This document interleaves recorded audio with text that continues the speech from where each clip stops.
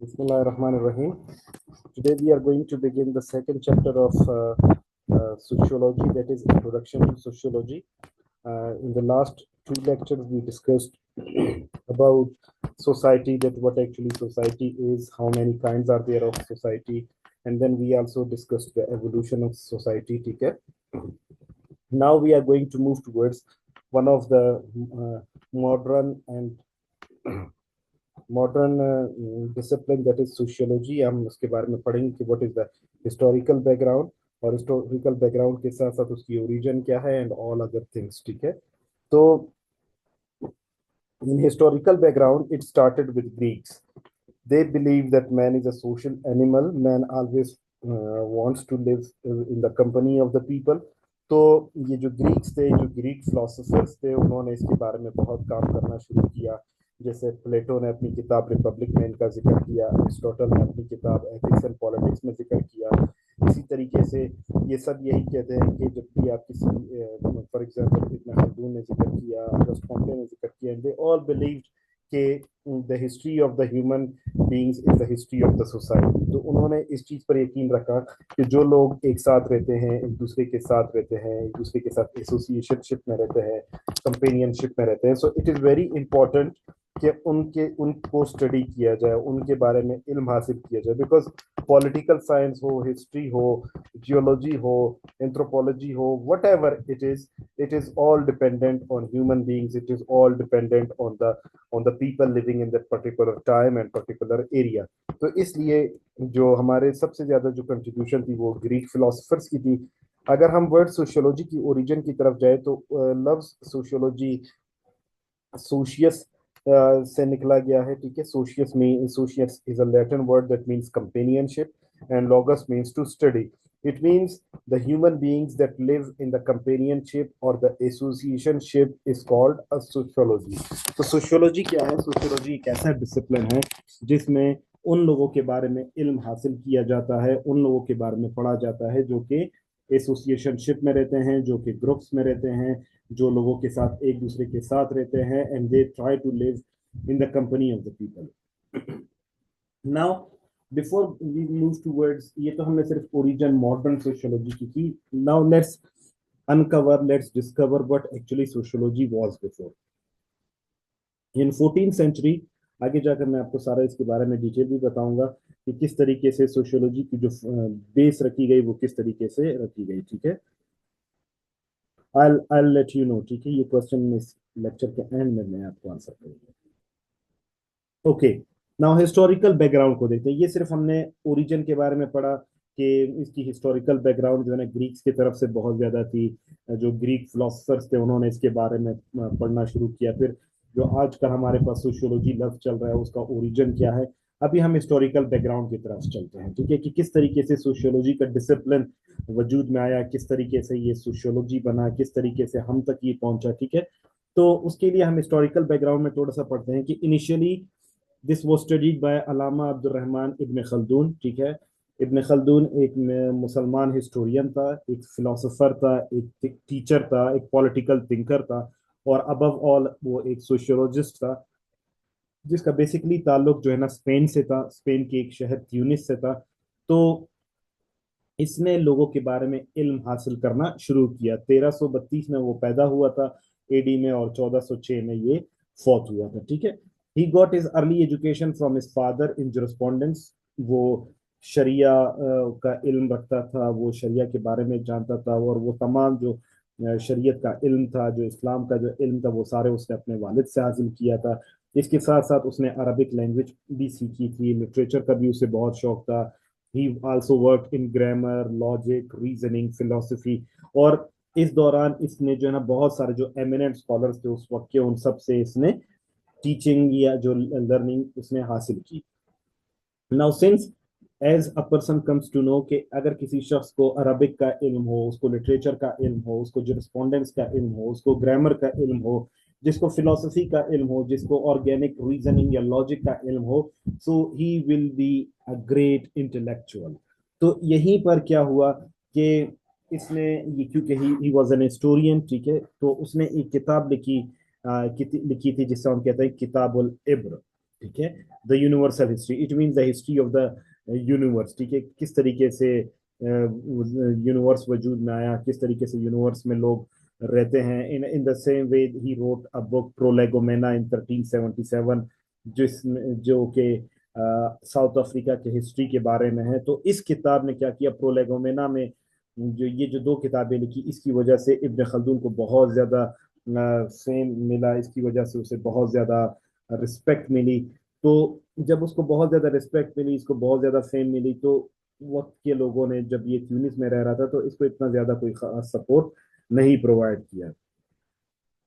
तो इसके साथ साथ क्या हुआ, व्हेन ही गॉट फेमस, तो आहिस्ता आहिस्ता फिर ये मूव ऑन हुआ, और अपने ट्यूनिस से जब ये इजिप्ट की तरफ गया, तो इजिप्ट में वहां पर इसने एज ए यूनिवर्सिटी लेक्चरर पढ़ाना शुरू किया। Now when he started teaching the individuals in the very same time, ठीक है, कुछ अरसे बाद इस father died due to plague, इसके वालिद जो है ना वो फौत हो गए प्लेग की वजह से इन 1384। और फिर उस साथ साथ जब वो लोग उधर से वापस आ रहे थे, तो उसकी जो फैमिली थी वो समंदर के रास्ते से वापस आ रही थी, तो उसकी सारी फैमिली भी ड्रॉन कर गई उस समंदर में या दरिया में बह गई। देयर आफ्टर, अभी यहाँ पर क्या हुआ, इस पर एक बहुत ज्यादा इमोशनल ब्रेकडाउन आया, इसका वालिद फौत हो गया, इसकी सारी फैमिली जो है ना वो पानी में डूब कर मर गई, खत्म हो गई, ठीक है। तो he went into social alienation, वो अकेले और सॉलिट्यूड में रहना शुरू कर दिया। तो उसके बाद, एज यस्टरडे वी डिस्कस्ड के religion plays a significant role, तो इसी साथ साथ क्या हुआ कि इसने वो रिलीजियस रेफ्यूज हासिल करने के लिए, जिसको इमाइल दरखाम ने, हम लोगों ने कल डिस्कस किया, इमाइल दरखाम ने इसके बारे में स्टडी की है, तो उसने वो रिलीजियस रेफ्यूज हासिल करने के लिए वो हज के लिए चला गया। और जब वहां पर वो हज करने के लिए गया, तो वहीं से फिर वो अरब के मुख्तलिफ इलाकों पर घूमना उसने शुरू कर दिया, for the search of knowledge, for the search of identity, for the search of knowledge, ठीक है। तो इसी के दौरान जब वो सऊदी अरेबिया और यहाँ वहाँ घूम रहा था, तो वहां पर वो एक साउथ अफ्रीकन बादशाह टेम्बरलेन से मिला, ठीक है, इन 1401, जिसने कब्रस पर, डेमास्कस पर जो है ना हमला किया था, और वो बहुत ज्यादा जो है ना इन्फ्लुएंशियल किंग था। तो जब इब्न खल्दून से उसकी मुलाकात हुई, जब उसके साथ उसने बातचीत शुरू की, सिंस एज वी डिस्कस्ड कि इब्न खल्दून एक बहुत बड़ा इंटेलेक्चुअल था, तो टेम्बरलैंड जो है ना वो भी इब्न खल्दून के इंटेलेक्ट से बहुत ज्यादा मुतासिर हुआ। और फिर उसने इब्न खल्दून को एक टास्क दिया, उसने कहा कि आप साउथ अफ्रीका के या पूरे ओवरऑल अफ्रीका की हिस्ट्री के बारे में लिखें। तो since it was a very difficult task, south Africa जो है बहुत बड़ा कॉन्टिनेंट है, या अफ्रीका बहुत बड़ा कॉन्टिनेंट है, उसके बारे में लिखना, उसके लोगों के बारे में लिखना, उसके कल्चर के बारे में लिखना, वो बहुत हेक्टिक काम था, बहुत टायरसम काम था। लेकिन जो इब्न खल्दून था, since he was a great intellectual, तो विद इन 1 मंथ उसने क्या किया, उसने साउथ अफ्रीका की हिस्ट्री के बारे में या अफ्रीका की हिस्ट्री के बारे में उसने लिख लिया, जिसको उस किताब में उसने उस किताब का नाम दिया, या उस हिस्ट्री को नाम दिया प्रोलेगोमेना। अभी प्रोलेगोमेना जब 1 महीने के अंदर अंदर उसने लिख लिया, तो टेम्बरलैन उससे बहुत ज्यादा मुतासिर हुआ। जब मुतासिर हुआ, तो उसको बहुत ज्यादा जो है ना ट्रेजर से नवाजा, उसको बहुत ज्यादा वेल्थ से नवाजा। Now when he got is all respect back, ठीक है, जब उसको रिस्पेक्ट वापस मिली, और उसको जब बहुत ज्यादा ट्रेजर भी मिल गया, his life changed a little, ठीक है, तो वो वापस इजिप्ट आया, और इजिप्ट में कुछ अर्सा जिंदा रहने के बाद वो 1406 में फौत हो गया। अभी यहाँ पर तो सिर्फ ये उसकी लाइफ के बारे में था।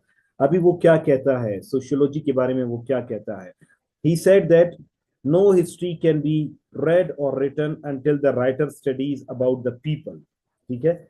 वो ये कहता है कि किसी भी, जैसे उसने, हमने पढ़ा ना कि ही वॉज एन हिस्टोरियन, उसने अफ्रीका की हिस्ट्री लिखी, उसके पास जो है ना लिटरेचर का इल्म था, उसके पास अरब लोगों का इल्म था, उसने रिलीजियस नॉलेज भी हासिल कर चुकी थी, मतलब he was jack of all trades, ठीक है। नाउ उसका एक बहुत बेहतरीन स्टेटमेंट था, उसने कहा कि जब भी आप किसी भी इलाके की हिस्ट्री के बारे में लिखना चाहते हैं, तो उस वक्त तक आप उस इलाके की हिस्ट्री नहीं लिख सकते जब तक आप उस इलाके के लोगों के बारे में इल्म हासिल ना करें, ठीक है। No history can be written और रेड, मतलब कोई भी हिस्ट्री आप नहीं पढ़ सकते हो। आज अब जो है ना, फॉर एग्जांपल मोहनजोदाड़ो या हड़प्पा के बारे में पढ़ते हो, तो आप उनके लोगों के बारे में पहले पढ़ते हो, उनके लाइफस्टाइल के बारे में पढ़ते हो, तभी आप उसकी हिस्ट्री लिख सकते हो। तो अरबिक में जो लोग या जो इंसान है या जो बशर है, उसे उसे इमरान कहा जाता है। तो उसने इस इल्म को नाम दिया अल इमरान का, यानी बशरियात का इल्म, लोगों का इल्म, माशरे का इल्म, यानी वो लोग जो कि इकट्ठे रहते हैं, लोगों के बारे में पढ़ना, लोगों के बारे में जानना। This was basically known as Al Imran. लेकिन ये जो अल इमरान है, इसने जितना भी अपना काम किया, जितनी भी अपनी स्टडीज की, जितने भी इसने लिटरेचर लिखा, वो तमाम अरबिक में था। ठीक है, अरबिक होने की वजह से ये हुआ कि हम देखते हैं कि 1400 सन 1400 के बाद जब हम देखते हैं तो मुसलमानों का एक तरीके से डाउनफॉल स्टार्ट हुआ। मुसलमान अपने मजहब से दूरी इख्तियार करते गए, वो लग्जरीज और कंफर्ट्स में पढ़ने लग गए। ठीक है, तो उन्होंने अपने लैंग्वेज को या अपने लिटरेचर को मतलब बहुत ज्यादा इंपॉर्टेंस नहीं दी। सेकेंडली, एक तो ये कि इसने अरबिक में काम किया था और आने वाला वक्त जो था वो इंग्लिश का था। ठीक है, तो उसके उसकी जो उसका जो काम था उसको किसी ने आगे पढ़ा नहीं, आगे किसी ने इसको प्रमोट नहीं किया। सेकेंडली, ये बहुत कम अरसे तक जामियतुल अजहर जो कि इजिप्ट में मौजूद था, वहां पर इसने बहुत कम वक्त वहां पर एज अ लेक्चरर सर्व किया। और उसके पास इतने अच्छे खासे स्टूडेंट नहीं थे, मतलब ऐसे स्टूडेंट नहीं थे जो कि इसके इल्म को आगे लोगों तक पहुंचा सकते थे। तो इसकी वजह से क्या हुआ कि चूंकि इसने काम भी अरबिक में किया था, सेकेंडली इसके ये इसके शागिर्द भी इतने ज्यादा मौजूद नहीं थे। थर्डली, जब इसने ये इल्म शुरू किया अल इमरान का, उसके फौरन बाद इसकी जो है ना मौत वाकया हो गई। तो इसकी वजह से क्या हुआ कि जो इल्मुल इमरान था यानी सोशियोलॉजी था, वो फेड आउट होना शुरू हो गया। ठीक है, मतलब उस वक्त 14th सेंचुरी में ये इल्म दोबारा जो है ना ये दफन हो गया और किसी ने इसको अनकवर करने की या डिग्रेव करने की उसकी कोशिश नहीं की। लेकिन फिर बाद में क्या हुआ, 4 सदियों के बाद, तकरीबन 400 ईयर्स, एक फ्रेंच फिलोसोफर, फ्रेंच सोशियोलॉजिस्ट आया जिसका नाम था अगस्ट कॉम्टे। अगस्त कॉम्टे ने क्या किया, अगस्त कॉम्टे ने माशरे के बारे में पढ़ना शुरू किया, लोगों के बारे में पढ़ना शुरू किया। जैसे कल मैंने आपको लॉ ऑफ 3 स्टेजेस के बारे में बताया, उससे पहले मैंने आपको स्टैटिक एंड डायनामिक सोशियोलॉजी के बारे में बताया। तो उसने क्या कर दिया, उसने इसको इसी चीजों को उसने मेटाफिजिक्स का नाम दिया। नाउ, मेटाफिजिक्स का नाम उसने इसको क्यों दिया, उसने ये कहा कि भाई हर चीज फिजिक्स में बेसिकली, अगर आप किसी भी चीज को देखें तो फिजिक्स में वो बेसिकली ये कहते हैं कि हर वो चीज जो कि वजन रखती है या जगह घेरती है उसे हम क्या कहते हैं, वो फिजिक्स का हमारे पास जो है ना स्कोप में आ जाता है, हमारे पास हम उसको पढ़ते हैं। तो उसने इसको पहले मेटाफिजिक्स का नाम दिया। लेकिन उस वक्त चूंकि वो फ्रेंच रेवोल्यूशन का दौर था, ठीक है, 18th सेंचुरी में 1789 में फ्रेंच रेवोल्यूशन आया। तो इस फ्रेंच रेवोल्यूशन में यहाँ पर जो है ना जो फ्रांस था उसकी जो कंडीशन थे वो बहुत ज्यादा अच्छे नहीं थे, उसको बहुत ज्यादा जो है ना मतलब प्रोग्रेस नहीं मिली। तो इस वक्त फ्रेंच रेवोल्यूशन के बाद जब वो एक स्टेबलाइजेशन के फेज से गुजर रहे थे, तो उन्होंने बहुत ज्यादा रिसर्च पर काम करना शुरू कर दिया। तो उस वक्त कुछ रिसर्चर्स थे, उन रिसर्चर्स ने इस मेटाफिजिक्स को अपने रिसर्च में इस्तेमाल करना शुरू कर दिया, यानी अपने रिसर्च का जो डिसर्टेशन या जो थीसिस होता है उसका नाम उन्होंने क्या कर दिया, उसका नाम उन्होंने मेटाफिजिक्स रख दिया। तो चूंकि जो अगस्ट कॉम्टे था, he was a very noble kind of person, so he did not want to fight with anyone. तो इसलिए उसने क्या काम किया, उसने जो हमारे पास जो डिसिप्लिन था जो मेटाफिजिक्स का, उसको चेंज किया, उस डिसिप्लिन के नाम को उसने सोशियोलॉजी रखा, यानी पीपल लिविंग टुगेदर। तो 1838 में फिर इसका नाम सोशियोलॉजी पड़ा और इस तरह आहिस्ता आहिस्ता सोशियोलॉजी की बुनियाद कायम हुई और उसके बाद से लेकर आज तक ये एक मॉडर्न डिसिप्लिन के तौर पर, मॉडर्न जो है ना नॉलेज के तौर पर तमाम जगहों पर ये पढ़ाया जाता है, तमाम जगहों पर ये सीखा जाता है, तमाम जगहों पर इसकी डिग्रीज कराई जाती है और ये एक स्पेशलाइजेशन बनकर सामने आया है। सो आई होप हिस्टोरिकल बैकग्राउंड आप सबको समझ में आया होगा। अगर आप में से किसी का भी कोई क्वेश्चन है तो आप मुझसे पूछ सकते हैं। Over to you all for a minute, quickly please. अगर आपको कोई सवाल है तो आप मुझसे पूछ सकते हैं।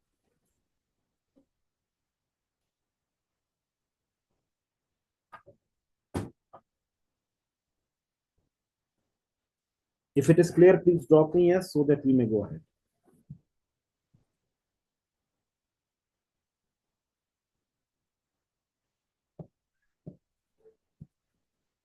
Okay. This is really the emergence of sociology. तो ये सोशियोलॉजी की इमरजेंस है।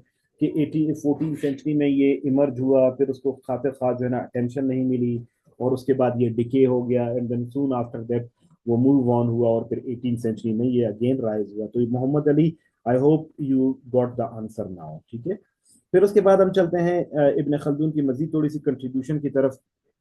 इब्न खल्दून ने बहुत ज़्यादा कंट्रीब्यूशन दी, ठीक है, जो कि इन्फ्लुएंशियल बुक्स के तौर पर भी काम आते हैं, और आज भी लोग मुख्तलिफ इलाकों में इसको पढ़ा जाता है। किताबुल इब्र लिखा, जिसको इंग्लिश में प्रोलेगोमेना कहा जाता है, 1377 में, it was about African history. इसने एक अल तारीख भी एक किताब लिखी है, इसने हिस्ट्री ऑफ द अरब्स भी लिखा है, इसने मुकदमा भी लिखा है, जिसमें वो अजबिया का कंसेप्ट देता है, जिसमें इंसान और जियोग्राफी का जो है ना वो इल्म डिस्कवर करता है। इसने एक अल इमरानियात यानी डेमोग्राफी जो है ना, जो इल्म demography the study of population, ठीक है। तो ये तमाम कुछ बुक्स है जो कि इब्न खल्दून ने लिखी हैं। तो ये तमाम बुक्स क्या करते हैं, ये तमाम बुक्स, क्योंकि ये अरब के बारे में था, अफ्रीका के बारे में था, और इसके बाद जो आने वाला जो वक्त था, वो वक्त जो है ना वो इंग्लिश का था, वो अंग्रेजों का था, तो इस वजह से जो लोग थे वो इतने ज्यादा इन्फ्लुएंस इनसे नहीं हुए। So this was a little contribution. अभी हम मॉडर्न सोशियोलॉजी की तरफ चलते हैं। मॉडर्न सोशियोलॉजी क्या है, दैट वाज एंशियंट सोशियोलॉजी। अगर आपसे पूछ लिया जाता है कि भाई what do you know about who is the founding father of sociology, तो founding father of sociology was Allama Abdul Rahman bin Ibn Khaldun, ठीक है। लेकिन who is the father of modern sociology, so the founder of modern sociology is Auguste Comte. ये एक positive, इसने इसे positive philosophy का नाम दिया, ठीक है, या सोशल फिजिक्स का नाम दिया, that was later renamed as sociology.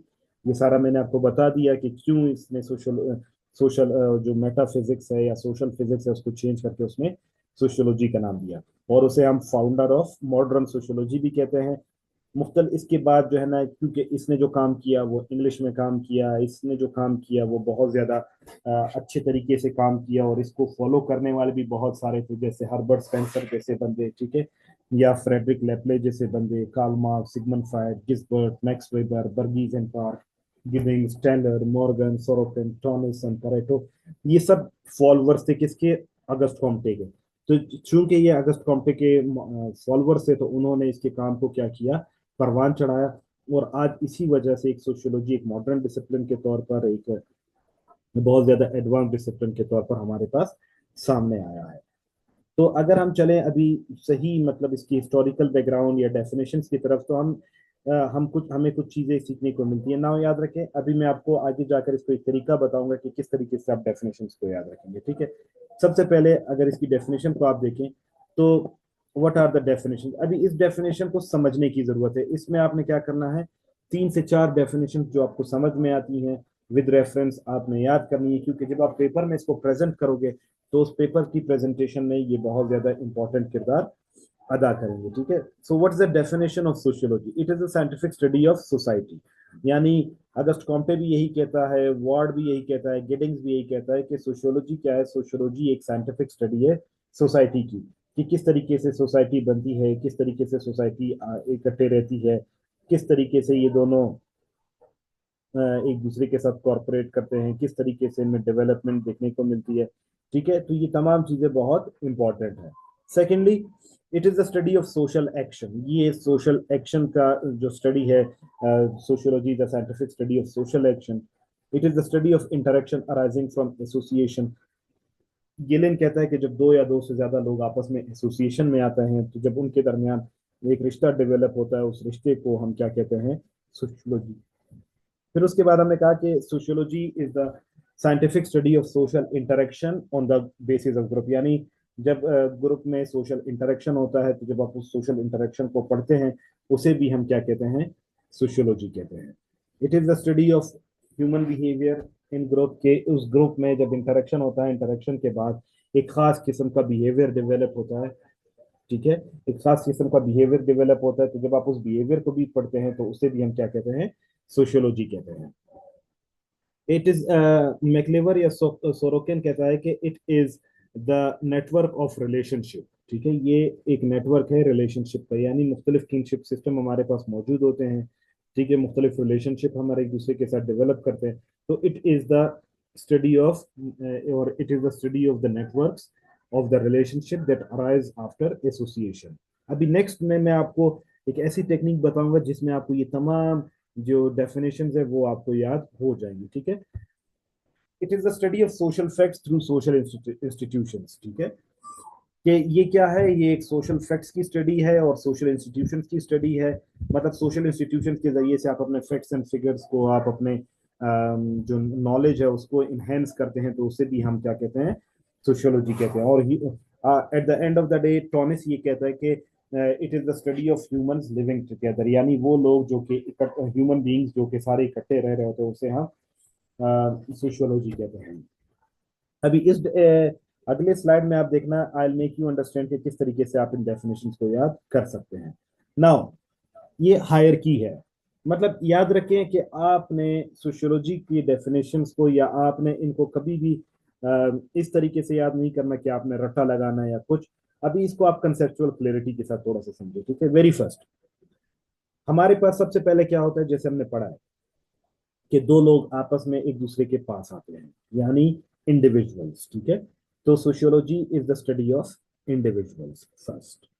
Secondly, उन दो लोगों के बीच में क्या होता है, इंटरेक्शन होता है, ठीक है। तो हम क्या कहते हैं, मतलब वो इंटरेक्शन के बाद वो ग्रुप भी बना देते हैं। तो हम ये कहते हैं कि sociology is the scientific study of interaction in the group, ठीक है। ये एक डेफिनेशन हुआ। फिर जब इंटरेक्शन होता है, मिसाल के तौर पर मेरी आपके साथ बात हो रही है, तो हमारा एक बिहेवियर डेवलप हुआ। वो बिहेवियर पॉजिटिव भी हो सकता है, वो नेगेटिव भी हो सकता है, वो इंटरेक्टिव भी हो सकता है, वो डिस्ट्रक्टिव भी हो सकता है, वो कंस्ट्रक्टिव भी हो सकता है, वो प्रोडक्टिव भी हो सकता है। तो जिस किस्म का भी बिहेवियर होता है, तो sociology is the scientific study of group behaviour, ठीक है। फिर उसके बाद जब एक दो बंदों का जो ग्रुप बनता है, उनके दरमियान जो एक बिहेवियर डेवलप होता है, तो आहिस्ता आहिस्ता वो दो बंदों का जो ग्रुप है वो बढ़ना शुरू हो जाता है। और वही दो लोगों का जो आइडियोलॉजी होता है वो पूरी के पूरी कम्युनिटी में जो है ना, या पूरे के पूरे एसोसिएशन में, या पूरी की पूरी फैमिली में भी वो डेवलप होना शुरू हो जाता है। तो हम ये कह सकते हैं कि sociology is the scientific study of collective behaviour arising in association, यानी जब एसोसिएशन में कोई भी कलेक्टिव बिहेवियर डेवलप होता है तो उसे भी हम क्या कहते हैं, सोशियोलॉजी कहते हैं। अभी बिहेवियर आ गया, इंडिविजुअल्स आए, इंडिविजुअल्स के दरमियान इंटरेक्शन हुआ, इंटरेक्शन के बाद उनके दरमियान एक ग्रुप में बिहेवियर बना, ग्रुप के बाद एक पूरा ओवरऑल कम्युनिटी का जो है ना कलेक्टिव बिहेवियर बना। अभी जो बिहेवियर अच्छा होता है या बुरा होता है, उसके बुनियाद पर हमारे रिश्ते बनते हैं। मिसाल के तौर पर मेरा और आपका एक बिहेवियर डेवलप हुआ है, ठीक है। तो उसके बाद मेरा और आपका रिश्ता बन रहा है कि आप मेरे स्टूडेंट हो, मैं आपका टीचर हूँ। किसी के साथ मैं, किसी का मैं दोस्त हूँ, किसी का मैं भाई हूँ, ठीक है, किसी का मैं बेटा हूँ। तो ये जो बिहेवियर होता है, इस पे हर हर जो रिलेशन होता है उसका अलग बिहेवियर होता है।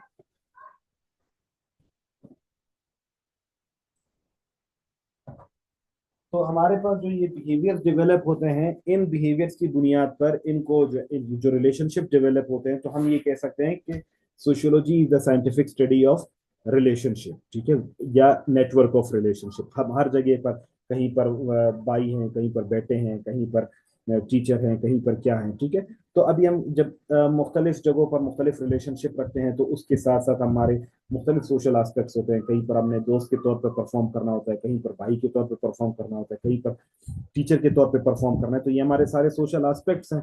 तो sociology is the scientific study of social aspects. जब एस्पेक्ट्स डेवलप होते हैं तो आहिस्ता आहिस्ता सोशल स्ट्रक्चर बनाने के लिए हर aspect, political aspect, religious aspect, economic aspect, educational aspect, हर एस्पेक्ट को स्टडी किया जाता है। और हर एस्पेक्ट जब डेवलप होता है तो वो सोशल इंस्टीट्यूशंस बनाता है। तो sociology is the scientific study of social institutions.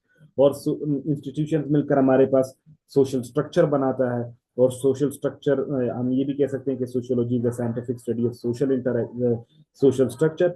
And above all, जब सारा इंस्टीट्यूशन, सारे सोशल स्ट्रक्चर जब आपस में बन जाते हैं, तो लोग इकट्ठे रहना, पीसफुल रहना शुरू कर देते हैं। तो हम ये कह सकते हैं कि sociology is the scientific study of the people living together. तो ये क्या हुआ, आप इसको सिर्फ जनरली देखें कि दोनों इंडिविजुअल्स के दरमियान इंटरेक्शन हुआ, इंटरेक्शन की बुनियाद पर ग्रुप बना, ग्रुप के बाद जो है ना एक ग्रुप बिहेवियर बना, ग्रुप बिहेवियर के बाद एक कलेक्टिव बिहेवियर बना, कलेक्टिव बिहेवियर के बाद उनके दरमियान कोई ना कोई रिश्ता बना, कोई फ्रेंड्स का रिश्ता, कोई जो है ना भाइयों का रिश्ता, वो रिलेशनशिप डेवलप होता है। फिर उसके बाद वो अपने सोशल एस्पेक्ट्स, अपने एवरीडे लाइफ को उनके साथ इनकॉर्पोरेट करते हैं, फिर उसके बाद पूरा वो एक इदारा बना देते हैं, इंस्टीट्यूशन बना देते हैं, और इंस्टीट्यूशंस के बाद वो हमेशा इकट्ठे रहना शुरू कर देते हैं, उनके दरमियान एक डिपेंडेंस और रिलायंस क्रिएट हो जाती है। तो ये तमाम क्या है, ये देखें, ये वन वन वर्ड में मैंने पूरी पूरी डेफिनेशन आपके सामने लिखी हुई है। तो ये जो पिछला स्लाइड है, इस स्लाइड को आप क्या कर सकते हो, आप रीअरेंज कर सकते हो कि किस तरह इंडिविजुअल के बारे में कौन बात कर रहा है, ग्रुप के बारे में कौन बात कर रहा है, इंटरेक्शन के बारे में कौन बात कर रहा है। तो आप उसको जब अरेंज करेंगे तो at the end of the day आपके पास तमाम ये जो 7 से 8 डेफिनेशन है या 9 डेफिनेशन है, ये आपके पास क्लियर कट आप लोगों को समझ में आ जाएंगी। ठीक है, और आप इन्हीं को जब आप रेफरेंस के साथ आप अपने पेपर में लिखेंगे तो ये बहुत बेहतरीन जो एक्सप्रेशन है ये एग्जामिनर को प्रोवाइड करेगा। So I hope you all got the definition. अगर यहाँ तक आपको कोई सवाल है तो आप पूछ सकते हैं, if not drop me yes, ताकि हम आगे जाए। Quickly please.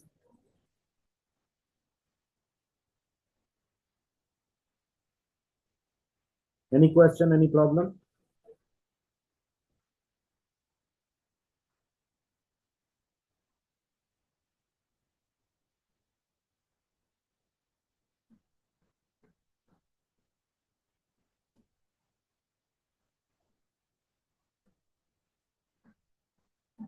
You may write some 3 to 4 definitions. ठीक है, ये डेफिनेशंस आपको ज्यादा इसलिए बताएं कि आपके जहन में उसको जो कुछ आता है आप वो लिखें, but maximum you need to write some 3 to 4 definitions with references. ठीक है, फिर मैं आपके सामने एक क्वेश्चन भी बाकायदा मैं आपको बताऊंगा कि किस तरीके से एक क्वेश्चन को सॉल्व करना है, उसके स्कीम्स किस तरह होते हैं और किस तरीके से उसको अंडरस्टैंड किया जाता है। I hope you all got it.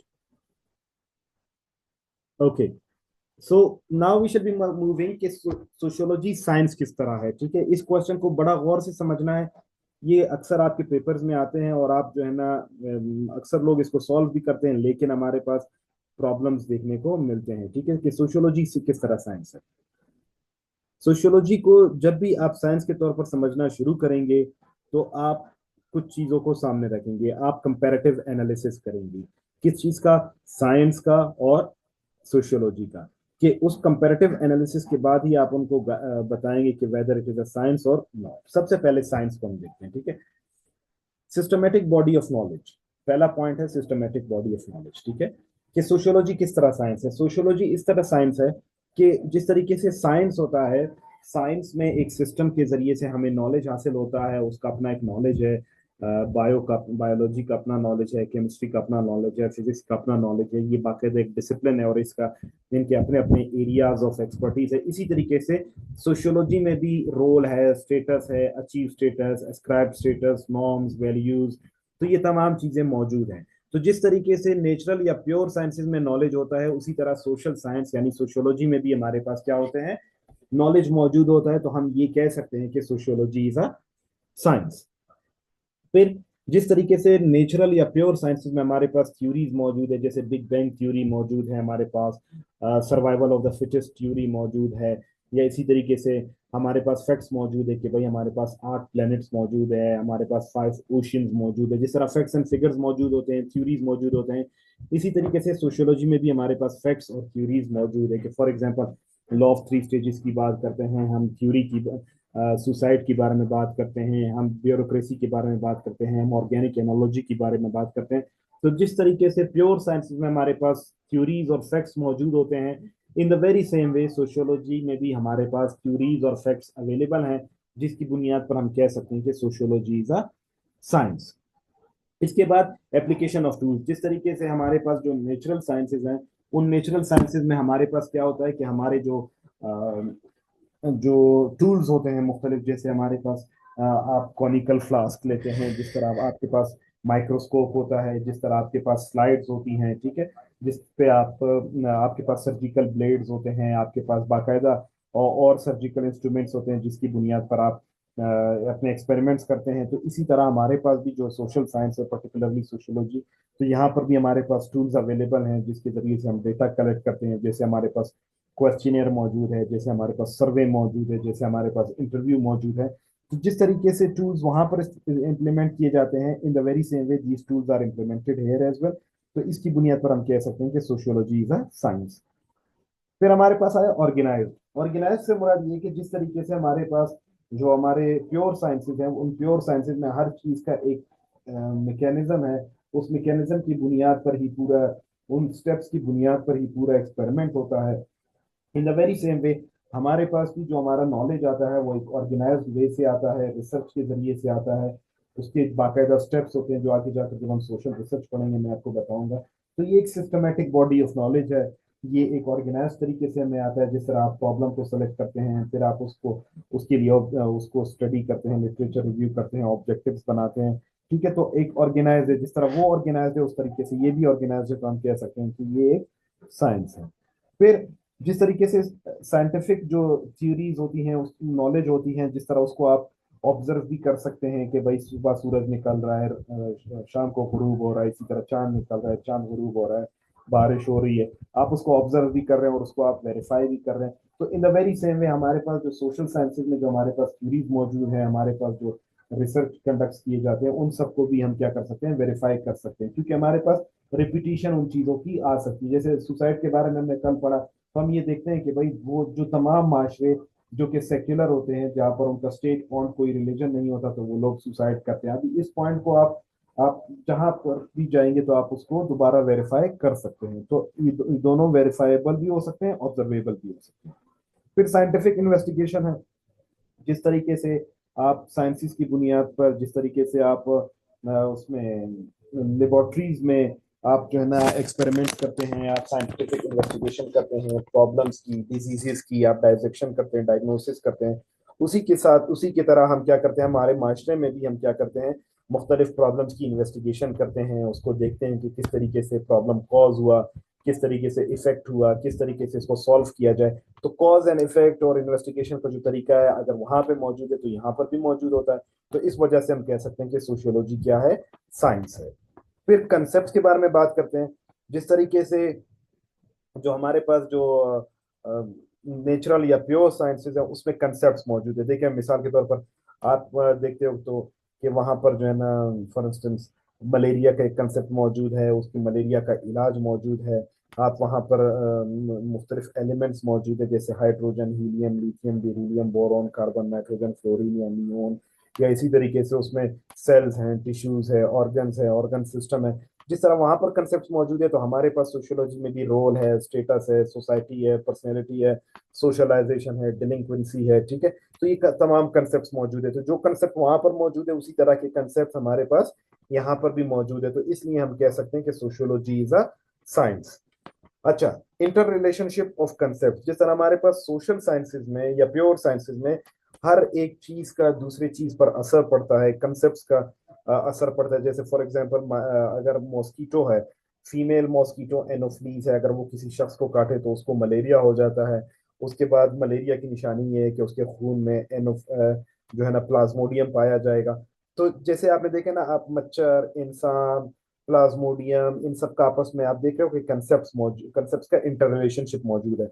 मतलब अगर फॉर एग्जांपल मच्छर मौजूद हो, फीमेल मॉस्किटो मौजूद हो, एनोफिलीज मौजूद हो, इंसान मौजूद ना हो, तो कभी भी मलेरिया जैसी बीमारी नहीं आएगी। अगर ये तमाम चीजें मौजूद हो, इन सब का एक दूसरे पर असर पड़ता है।